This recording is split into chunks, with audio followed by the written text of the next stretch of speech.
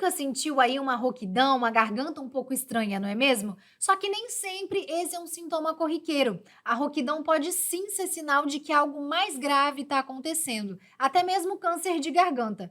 E é para falar sobre esse assunto que a gente preparou um episódio especial do Consulta Marcada. Tá só começando, gente, então fica aí. Roda a vinheta. Chegou a hora da sua consulta marcada. Aqui no podcast da Unimed Vitória, a receita é simples. Informação onde você estiver. Rouquidão é o tema do podcast Consulta Marcada de hoje e para falar sobre esse assunto, a gente trouxe aqui o Dr. Evandro Ducini, que é cirurgião de cabeça e pescoço e trabalha aqui na Unimed Vitória. Seja muito bem-vindo, doutor. Esse aqui é seu novo consultório. Obrigado, me sinto à vontade. Doutor, para começar, rouquidão é um sintoma, certo? Certo. E como é que a gente pode avaliar, assim, quais são os principais motivos da rouquidão? Bom, como você falou, rouquidão é um sintoma, é a manifestação de alguma coisa. É quando você sente que a sua voz está alterada por algum motivo. Para que a sua voz fique alterada, alguma coisa tem que ter acontecido nas suas cordas vocais. Ou na anatomia dela, ou na estrutura, ou na função dessa corda vocal. Ela não está funcionando direito. Na grande maioria das vezes, isso acontece por uma inflamação, por um resfriado, por uma laringite, uma gripe, né? Só que, nesses casos, a rouquidão dura poucos dias ou poucas semanas, melhora sozinho ou com medicação de alguma forma, Repouso e você fica na bem, o voz. repouso da voz, por exemplo, né? Uma outra causa frequente é o abuso vocal. É você ir para um show, cantar alto a noite inteira, você está no meio de amigos ou num lugar com muito barulho, muito ruído, e você está competindo com aquele ruído, sem perceber, você está falando alto, às vezes, a noite inteira. E no dia seguinte você acorda rouco. Por quê? Sua corda vocal foi lesionada por um abuso vocal, Sim. a corda vocal inchou por algum motivo, a anatomia dela mudou e você ficou rouco. Tá? E esses casos mais frequentes, eles melhoram ou espontaneamente ou com alguma medicação em geralmente 15 dias. Sim. Tá? O preocupante é você ter uma rouquidão que não melhora depois desse período. Passou 2, 3 semanas, você continua rouco, apesar de ter tomado as medidas que te indicaram, ou que alguém te ensinou, ou que você foi no médico que te medicou e não melhorou. Aí é que é o problema. A gente tá num tempo frio, doutor.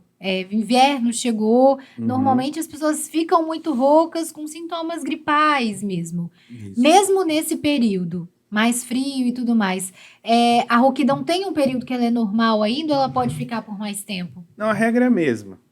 O que acontece no inverno é que, como o ar é mais frio, mais seco, as pessoas acabam se expondo mais a esse ar e ficam mais suscetíveis a pegar resfriados, ou faringites, ou laringites.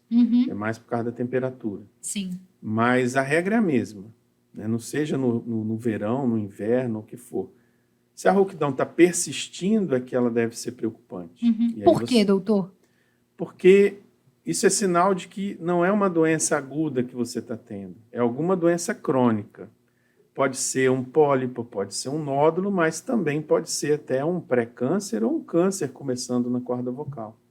Então, por isso que deve ser procurado um especialista o quanto antes. A regra que a gente sempre divulga é: passou 2 ou 3 semanas, a sua rouquidão não melhorou, você tem que procurar um especialista para examinar a sua corda vocal. Que tipo de especialista seria? Pode ser o cirurgião de cabeça e pescoço ou o otorrinolaringologista. Entendi. São os dois que militam nessa área, que entendem de laringe e que geralmente nos seus consultórios têm equipamentos para examinar a laringe. O exame mandatório, quando a pessoa está rouca por muito tempo, é chamado videolaringoscopia. É um exame endoscópico, isso é feito no consultório, com anestesia local, uma hastezinha que tem uma espécie de uma câmera, permite que a gente filme a garganta, inclusive a corda vocal.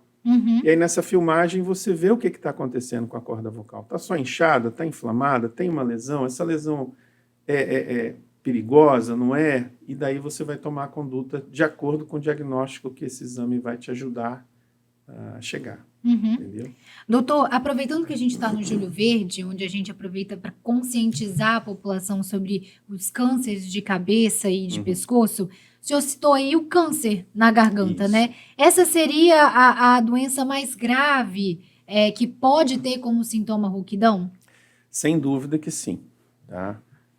O câncer de laringe, na maioria das vezes, se manifesta com rouquidão e ele tem uma vantagem, ele dá rouquidão em fase muito inicial. Então, por isso que a gente tem que prestar atenção para uma rouquidão que persiste, porque você pode estar, se você deixar muito tempo, você pode estar perdendo a chance de fazer um diagnóstico precoce de um câncer de laringe que está bem no seu início. Entendi. Se você esperar muito, esse câncer vai crescer. Uhum. E além da rouquidão, o câncer de laringe pode vir com outros sintomas associados, doutor? Tem Sim. algum mais frequente? Quando ele não começa especificamente na corda vocal, ele pode ser manifestado só como um incômodo persistente, ou uma dor, um dolorimento, um incômodo para engolir, dolorimento para engolir. E em alguns casos até ele pode começar a se manifestar como um nódulo no pescoço, que já é um mau sinal, já é um sinal de que o câncer está começando Mais a sair avançado. da laringe, está fazendo uma metástase. Tá? Então, toda vez que esses sintomas na garganta são persistentes, seja incômodo, seja dor, seja rouquidão, dificuldade para engolir, nódulo no pescoço, isso sempre é sinal de alerta. Tem que procurar um especialista, e o cirurgião de cabeça e pescoço é o oncologista dessa área, né? Para poder, então, dar um diagnóstico correto e daí encaminhar um tratamento correto. E não é um câncer incomum aqui no Brasil, né, doutor? Não, ele não é raro, principalmente em homens. Ele está em torno, eu não tenho esse dado com certeza, mas ele deve ser o 8º câncer mais frequente no homem. Ele está muito relacionado principalmente ao tabagismo. Então, um homem tabagista, e se ele for etilista, pior ainda, tá? Ele tem que se preocupar com câncer de laringe. O câncer de laringe, num tabagista, ele acontece em 15 vezes mais frequência do que numa pessoa não fumante. Né? Então, esse alerta que a gente faz da rouquidão persistente, num tabagista, é um alerta com sinal vermelho luminoso, porque ele tem muito mais chance de estar apresentando um câncer de corda vocal, um câncer de laringe. A pessoa que fuma, por exemplo, ela tem que, né, o certo seria ela deixar esse hábito. Mas caso ela não largue, ela tem que fazer um acompanhamento maior, então? Eu pergunto isso porque eu ia até perguntar, tem um grupo de risco para o câncer de laringe, mas eu acho que está respondido, né, doutor? É o tabagista. E o tabagista, se ele não consegue se livrar do vício do tabaco, ele deve se conscientizar, pelo menos, de que ele está num grupo de risco de câncer, que não é só o câncer da corda vocal, câncer de pulmão, câncer de esôfago, e ele deve começar a fazer exames preventivos. Né? Ele está num grupo de risco, ele precisa olhar a garganta dele, ele precisa prestar mais atenção se a rouquidão está persistente, se algum incômodo na boca, na faringe, no deglutir, ou se ele tem uma tosse persistente. Então, esses sintomas persistentes, eles devem ser avaliados com mais cuidado. E o tabagista, mesmo que ele não tiver sintoma nenhum, ele deve sempre procurar um especialista para fazer exames preventivos. Ele tem mais chance de ter. E ele pode, às vezes, num exame preventivo, diagnosticar ainda sem sintomas, o que seria o ideal, porque aí você pega a doença numa fase tão inicial que ela chega a ter 90%, 95% de cura. E aí, falando em cura, doutor, como é que é o tratamento? Eu acho que uma dúvida muito comum das pessoas é, quando você tem um câncer de laringe, um câncer de garganta, você vai perder a voz?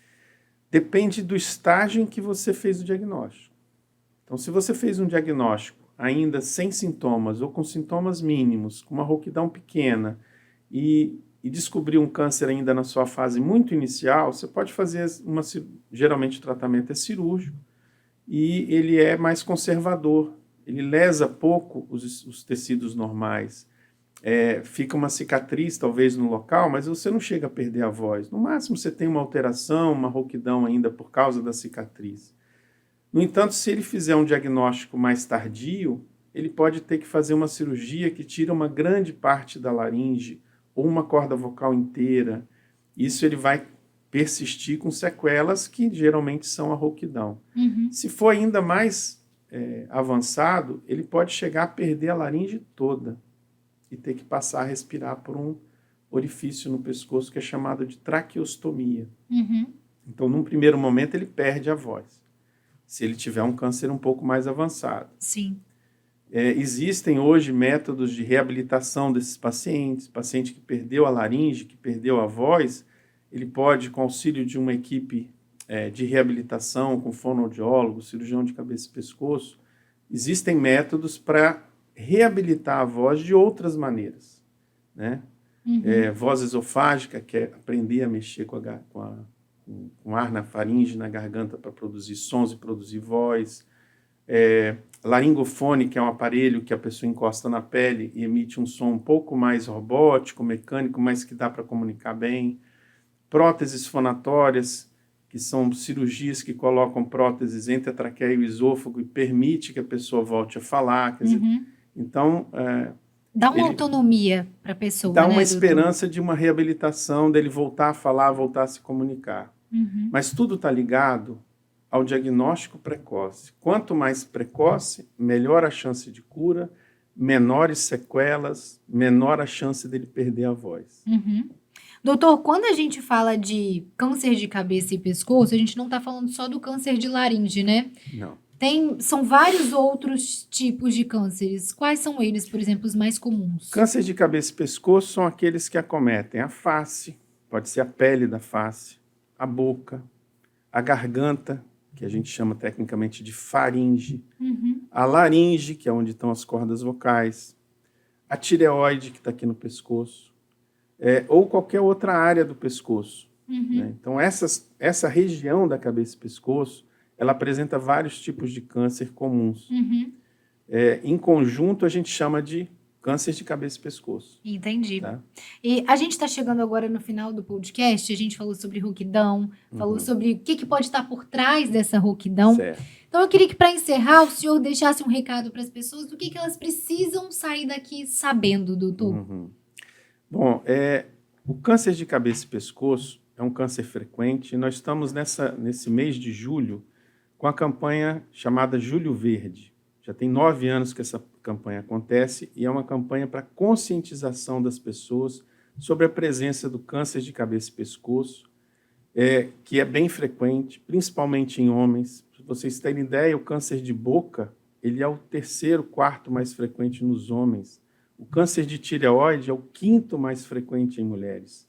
E a gente usa esse mês para conscientizar. Os sintomas principais: lesões que não cicatrizam, manchas vermelhas ou brancas na boca. Esses sintomas que a gente conversou aqui no podcast, que persistem, incômodos na garganta, dores persistentes, rouquidão persistente, presença de nódulos no pescoço que não melhoram em 15 dias. Então, qualquer um desses sintomas pode ser um alerta para um câncer de cabeça e pescoço.